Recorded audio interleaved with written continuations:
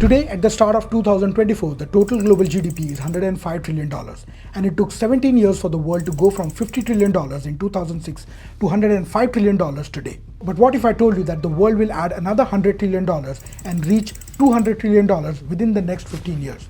And this growth will be driven by artificial intelligence.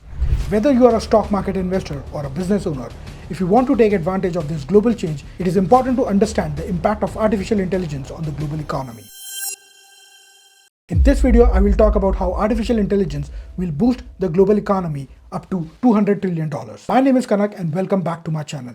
Your support is what keeps this channel running.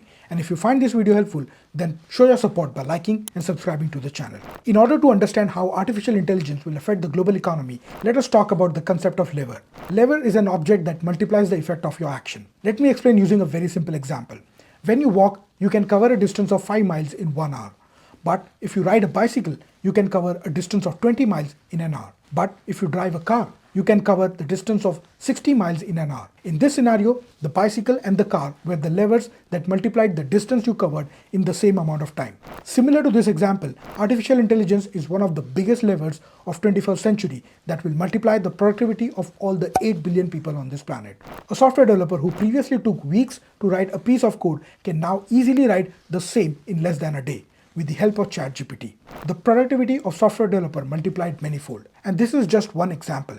Even simple tasks such as writing emails will get automated. That will help people save their time and increase their productivity. So how will this translate into economic gains? GDP in very simple terms is nothing but number of people multiplied by the productivity per person. Over the coming decades, the global population will grow at 1% or less. However, due to artificial intelligence, the same number of people will be able to produce twice or even more than what they produce currently. And this will lead to an amplification of the global GDP. The global GDP grew at an average rate of 3% over the last decade. But due to artificial intelligence, the global GDP has the potential to grow anywhere between 4 to 5% over the coming 2 decades.